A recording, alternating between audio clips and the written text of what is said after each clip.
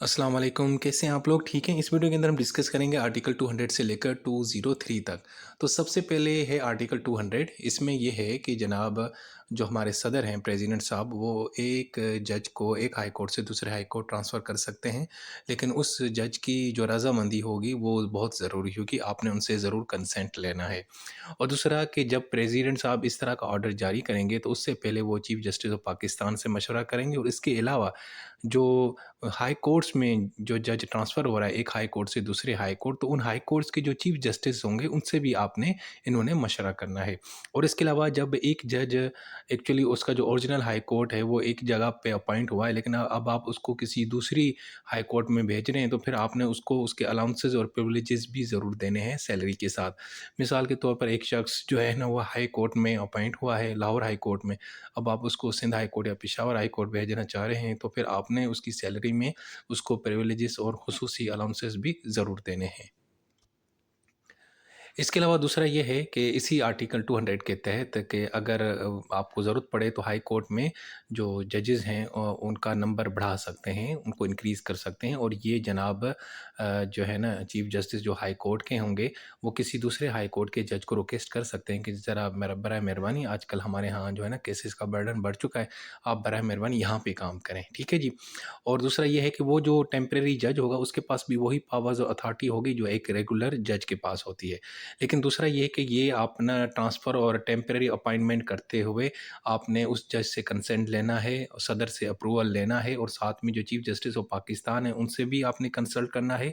जो जिस high court से आप उसको लाना चाहते हैं उस हाई कोर्ट के चीफ जस्टिस से भी आपने ज़रूर कंसल्ट करना है।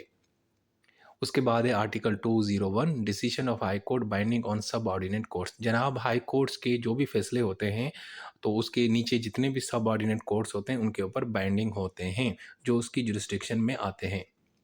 उसके बाद है आर्टिकल 202। इसमें ये लिखा हुआ है कि हाई कोर्ट जो है ना उसके पास ये पावर है, ये इख्तियार है कि वो अपने मामलात को लेके चलने के लिए रूल्स रेगुलेशन बना सकता है कि किस तरह प्रैक्टिस एंड प्रोसीजर को फॉलो किया जाएगा, ठीक है। और यही रूल्स रेगुलेशन वो सब ऑर्डिनेट कोर्ट्स के ऊपर भी लागू होगा, ठीक है जी। लेकिन ये जो रूल्स हैं ना इन्होंने कॉन्स्टिट्यूशन और आइन को फॉलो करना है और कानून को फॉलो करना है।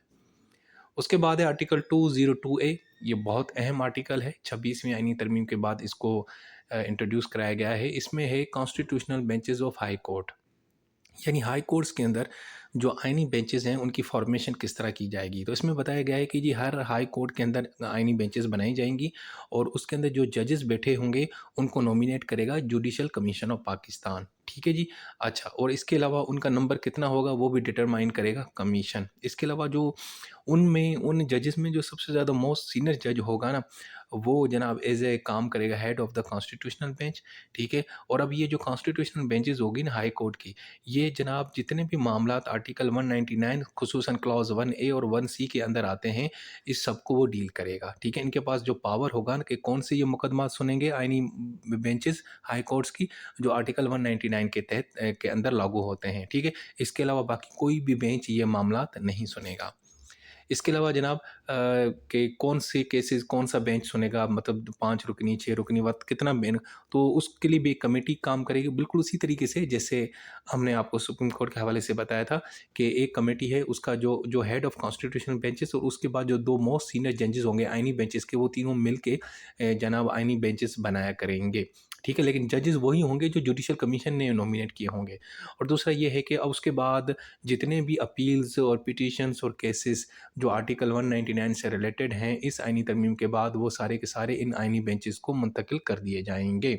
और इसके अलावा हाई कोर्ट्स जो है ना वो इन आइनी बेंचेस के रूल्स रेगुलेशन बनाएगा, लेकिन subject to law passed by the parliament for the Islamabad high court. अगर इस्लामाबाद हाई कोर्ट के आपने रूल्स रेगुलेशन बनाने हैं तो मेक श्योर करना है कि जो पार्लियामेंट ने अगर कोई कानून बनाया है उसको फॉलो किया जाए। और इसी तरीके से अगर आपने किसी हाई कोर्ट के आइनी बेंचेस के हवाले से रूल्स रेगुलेशन बनाने हैं तो उसकी जो मुतलका सूबाई असम्बली है उसने जो कानून बनाया होगा तो उसको भी आपने नज़र में रख के ही काम को चलाना है। और इसके अलावा दूसरा ये है कि जनाब ये जनाब आर्टिकल तब ही यानी कि इम्प्लीमेंट होगा बनेगा या इफ़ेक्टिव होगा जब पार्लियामेंट इस्लामाबाद हाई कोर्ट के हवाले से आइनी बेंचेस के रूल्स रेगुलेशंस के हवाले से कानून बनाएगी।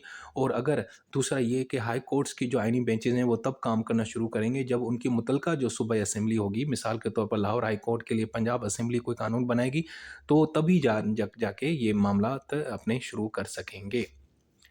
इसके अलावा article 203 high court supervision of subordinate courts, उसमें यह है कि जो भी हाई कोर्ट है ना, वो रिस्पॉन्सिबल है, ज़िम्मेदार है कि वो अपने सबऑर्डिनेट कोर्ट्स को ना उनको मॉनिटर करे, उनकी सुपरविजन करे, उनको कंट्रोलिंग करे जो उसकी जुरिस्डिक्शन में आते हैं।